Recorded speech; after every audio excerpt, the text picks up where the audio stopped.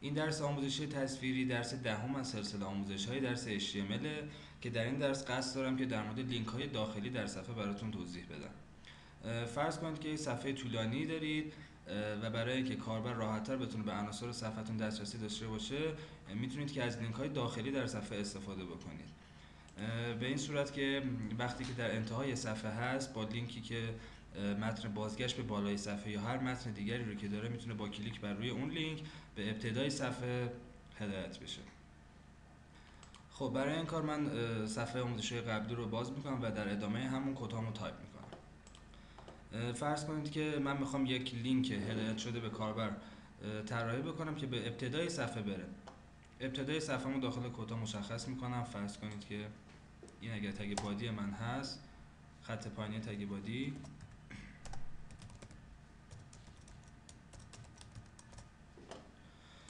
خب همونطور که مشاهده میکنید از تگ A استفاده کردم، ولی برای اینکه من اینجا یک مشخصه بذارم که به اینجا هدایت بشه از اتریبیوت نیم استفاده کردم. داخل این اتریبیوت نیم هر نامی رو که متناسب اون قسمت میدونید میتونید قرار بدید. مثلا اینجا چون ابتدای صفحه هست من اسم تاپ رو برای این اتریبیوت انتخاب میکنم. خب توجه کنید که این تگ A که من در اینجا قرار دادم در نهایت لینکی که بعداً درست خواهم کرد به این قسمت هدایت میشه.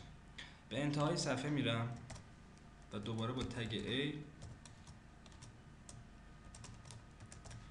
آدرس دهی میکنم. متن این تگ رو بازگشت به بالای صفحه قرار میدم. خب توجه کنید که من لینکی درست کردم به اسم بازگشت به بالای صفحه و انتظار دارم که وقتی کاربر روی این لینک کلیک کرد به ابتدای صفحه هدایت بشه. برای این کار در قسمت href تگ A مون با علامت شارپ اسم تگ A که در ابتدای صفحه درست کردم رو قرار میدم. اینجا نیمم تاپه و در این قسمت هم تاپ به اضافه یک شارپ پشت تاپ قرار میدم. صفحه خودم رو سیو میکنم.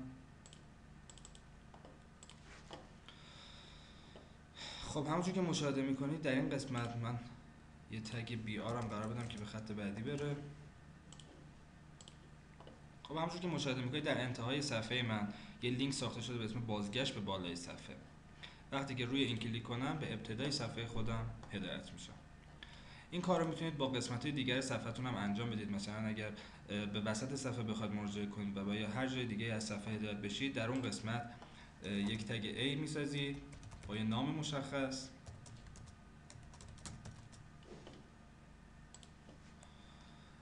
هر نامی که اینجا بذارید به این قسمت مراجعه میشه و در نهایت در هر قسمت صفحه دیگه میخواید که کاربر بر روی کلیک به روی اون لینک به اون قسمت از صفحه مراجعه بشه نام همون رو قرار میدید.